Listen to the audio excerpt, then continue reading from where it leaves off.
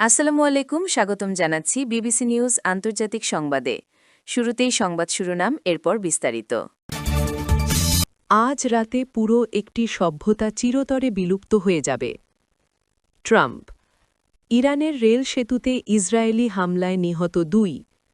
Iran. যুদ্ধে ঈশ্বর আমাদের সঙ্গে আছেন, ট্রাম্প। দর্শক, এতক্ষণ শুনছিলেন সংবাদ শিরোনাম। এখন বিস্তারিত।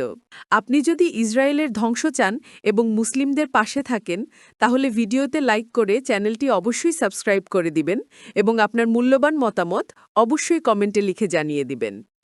এখন বিস্তারিত। আজ রাতে পুরো একটি সভ্যতা চিরতরে বিলুপ্ত হয়ে যাবে। ইরানের সঙ্গে যুক্তরাষ্ট্র ও ইসরায়েলের মধ্যকার চলমান উত্তেজনা এক অভাবনীয় ও চরম সংঘাতময় মোড় নিয়েছে। হরমুজ প্রণালী খুলে দেওয়ার জন্য নিজের বেঁধে দেওয়া সময়সীমা ঘনিয়ে আসার মুখে ইরানের বিরুদ্ধে ভয়াবহ এক হুমকি জারি করেছেন মার্কিন প্রেসিডেন্ট ডোনাল্ড ট্রাম্প। সামাজিক যোগাযোগ মাধ্যম ট্রুথ সোশ্যালে দেওয়া এক পোস্টে তিনি সতর্ক করে বলেন, মঙ্গলবার 7 এপ্রিল রাতে একটি পুরো সভ্যতা চিরতরে বিলুপ্ত হয়ে যেতে পারে, যা হয়তো আর কখনোই ফিরে আসবে না। ট্রাম্প তার বার্তায় উল্লেখ করেন, তিনি ব্যক্তিগতভাবে এমন ধ্বংসাত্মক কিছু ঘটুক তা চান না, তবে বর্তমান পরিস্থিতিতে এটি ঘটার সম্ভাবনাই প্রবল। তবে এই চরম উত্তেজনার মধ্যেই তিনি এক নাটকীয় পরিবর্তনের ইঙ্গিত দিয়েছেন। ইরানের রেল সেতুতে ইসরায়েলি হামলায় নিহত 2। ইরানের মধ্যাঞ্চলীয় কাশান শহরে ইসরায়েলি বিমান হামলায় একটি রেল সেতু বিধ্বস্ত হয়েছে। ইরানের মেহের নিউজ এজেন্সির এক প্রতিবেদনে জানানো হয়েছে, ইসরায়েলি বাহিনী কাশানের ইয়াহিয়া আবাদ রেল সেতু লক্ষ্য করে এই হামলা চালায়।